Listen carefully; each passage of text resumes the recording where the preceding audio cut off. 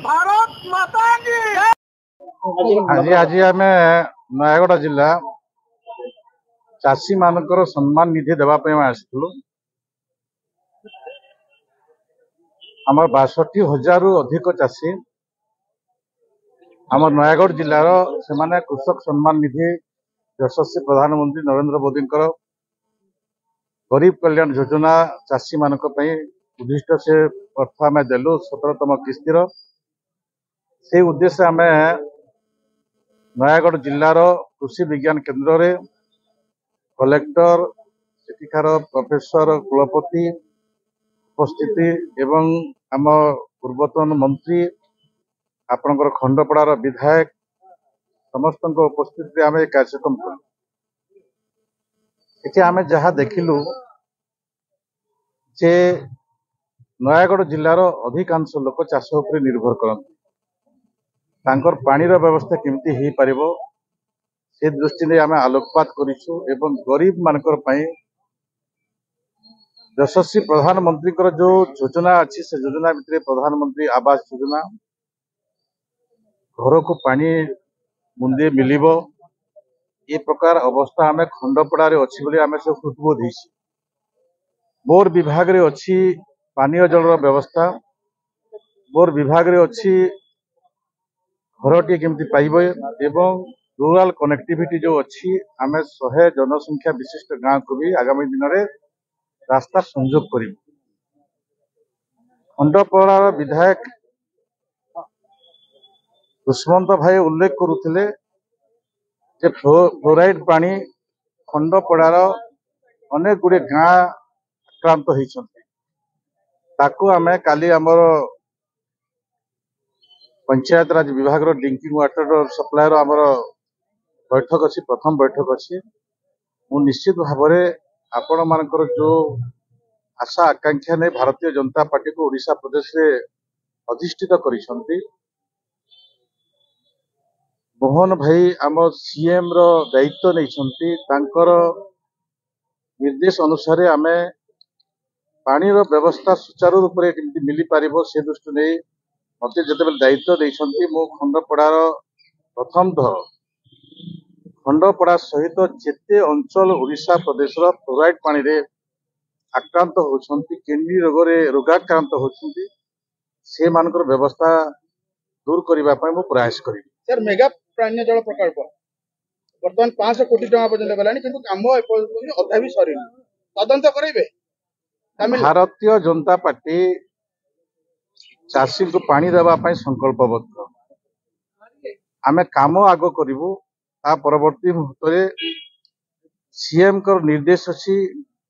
एवं आम समस्त कैबिनेट जी भी अन्याय काम कर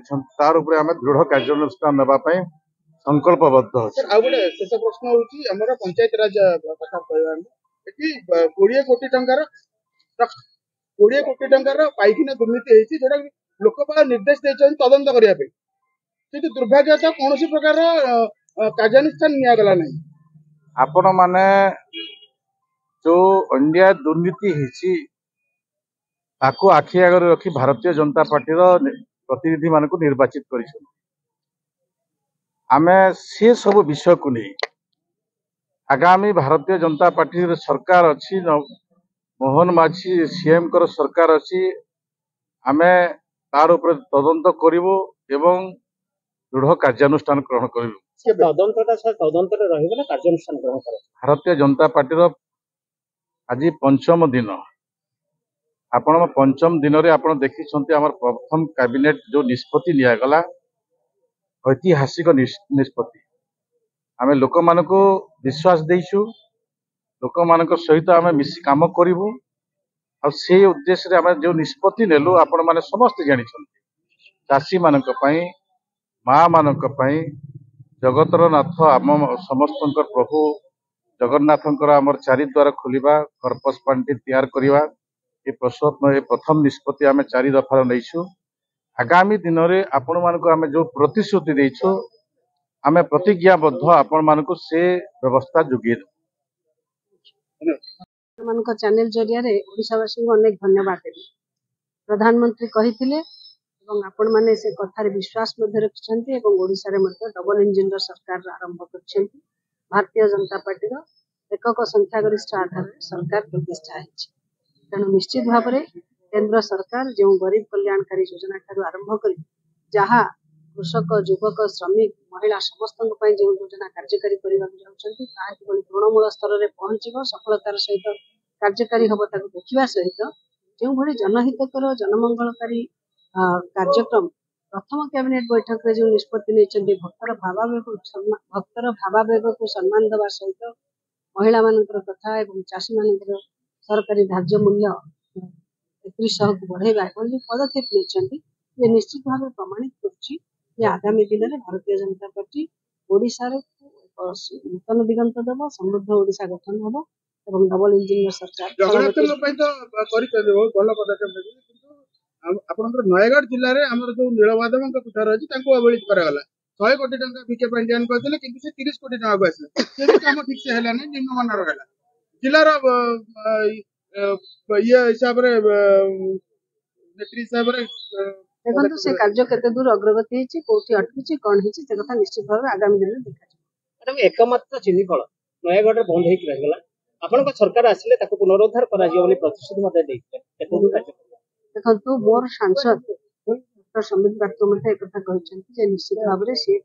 100 ଦିନ ମଧ୍ୟରେ ସେ କଥାକୁ କାର୍ଯ୍ୟକାରୀ କରିବା ପାଇଁ ପଦକ୍ଷେପ ନେବେ। ଆମେ ମଧ୍ୟ କୃଷି ଏବଂ କୃଷକର ଉନ୍ନତି କଳ୍ପେ ଏ ସରକାର କାମ କରିବ ଏବଂ କଣ ପରିସ୍ଥିତି ଅଛି ଆଗାମୀ ଦିନରେ କିଭଳି ପ୍ରଥମ କଥା ହେଲା ଚିନି କଳର ପୁନରୁଦ୍ଧାର ପାଇଁ ପ୍ରଥମେ ଆମ କ୍ଷେତ ସଜାଡ଼ିବାକୁ ପଡିବ। ଜଳସେଚନ ଭିତ୍ତିଭୂମି ବିସ୍ତାର କରିବା ପଡିବ। ଆଖୁ ଚାଷକୁ ପର୍ଯ୍ୟାପ୍ତ ପରିମାଣରେ ଆଖୁ ଚାଷରେ ବୃଦ୍ଧି ହେବା ଦରକାର।